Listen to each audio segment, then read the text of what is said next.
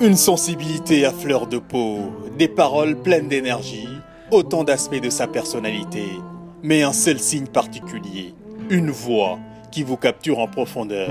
Hard times are ahead, but you got the strength to stand up proud and tall and fight for yourself. Ce visage pétillant, c'est le visage d'un signe des temps, de ceux où une diva en devenir, française, d'origine sénégalaise, peut bien émigrer en Italie et ne chanter qu'en anglais. Awali, c'est plus qu'une révélation, certains diront même une bombe à dégoupiller. Et parce que pour elle, le principal c'est de faire passer de l'émotion, elle est l'invitée coup de cœur d'Adio News, un après-midi ensoleillé à l'ombre de ce parc parisien. Bonjour Awali. Bonjour. Merci d'avoir accepté l'invitation d'Adio News. C'est avec grand plaisir, merci de me recevoir. Donc après Modulated, sorti en 2009, vous revenez avec un nouvel EP. Oui. Éponyme. Éponyme, c'est ça, baptisé comme vous, Awali, c'est oui, bien ça. Voilà, tout à fait. Pourquoi un EP? Parce que je veux dire, avec tout ce talent fou, cette voix qui nous avait bluffé lors de votre premier album et qui nous transporte dans ce nouvel EP, pourquoi ne pas avoir fait un autre album entier? Il y a beaucoup de choses qui se sont passées entre 2009 et puis la sortie de ce nouvel EP. Et je voulais plus, pour le moment, comme une carte de visite. Une belle carte de visite, aussi bien à l'extérieur, surtout à l'intérieur, en espérant que ça plaira. Mais voilà, j'avais envie d'abord de faire une nouvelle introduction par rapport à ma musique. Et donc l'EP me semblait un très bon compromis. Très bien, on va y revenir en plus amplement en détail après. Mais d'abord, je sais que les lecteurs et internautes d'Adio News trépignent d'envie de vous connaître un peu mieux, si vous en êtes d'accord. Allons-y, avec grand plaisir. Très bien, commençons par le commencement et par la traditionnelle première question. Ouais. Awali, vous êtes né à Paris. Dans quelle famille êtes-vous arrivé? Je suis née et j'ai grandi à Paris, dans le 13e arrondissement, la Salpêtrière, c'est ça. Et mes parents, eux, sont de Dakar tous les deux. Papa est tout couleur, maman est Bambara. Et papa, à la fin de ses études très longues, il est revenu en France. Maman l'a rejoint et nous sommes arrivés. Quand je dis nous, parce qu'on est 4 frères et sœurs. Et voilà. Qu'est-ce qu'ils font ou faisaient vos parents? Alors, ils sont tous les deux à la retraite maintenant. Et papa est ingénieur de méthode et maman est dans l'éducation.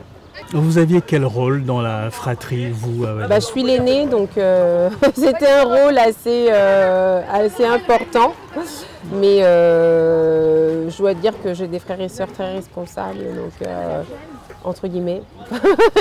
Donc ça a été, c'est pas un rôle difficile.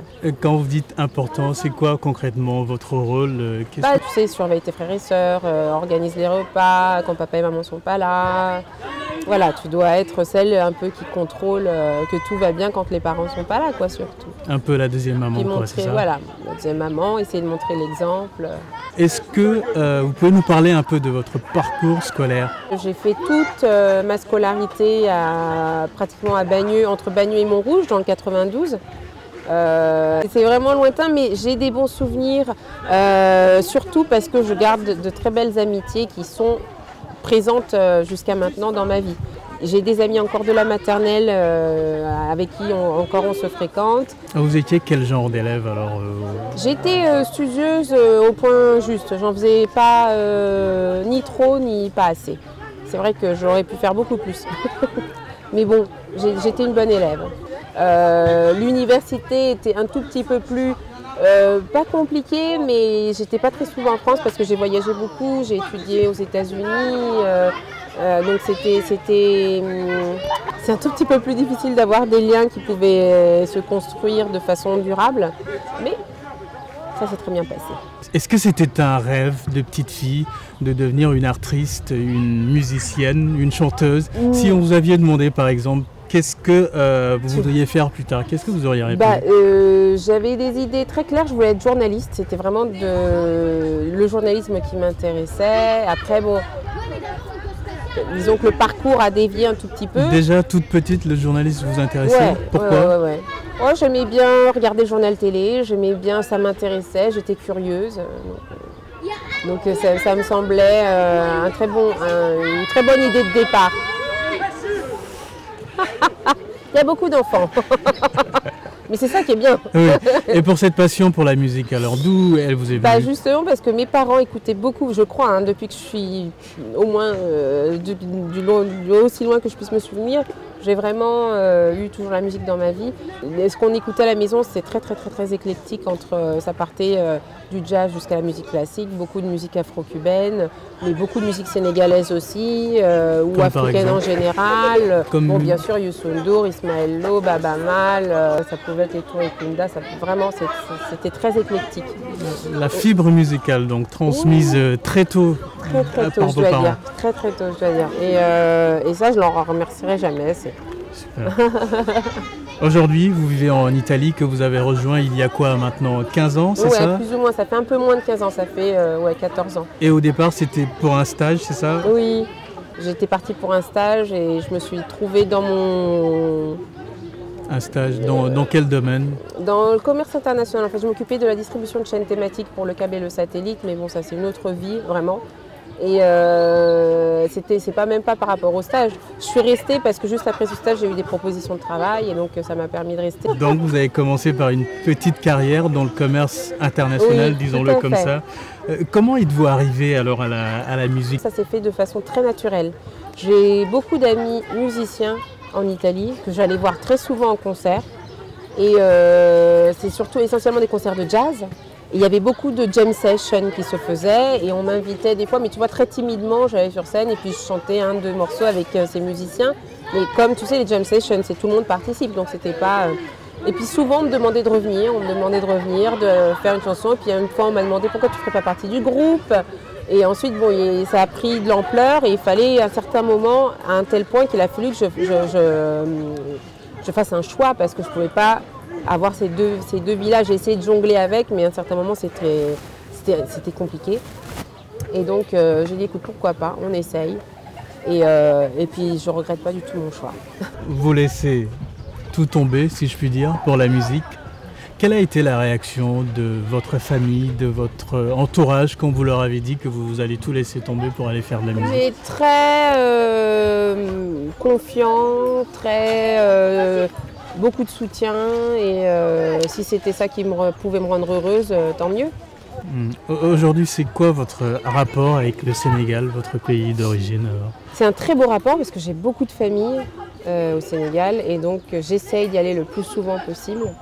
Une famille à laquelle je suis très attachée et j'y vais depuis que je suis toute petite. Mes parents nous ont emmenés passer les grandes vacances tout le temps là-bas et puis une plus grande, c'est moi qui m'organisais pour y aller toute seule quand je pouvais.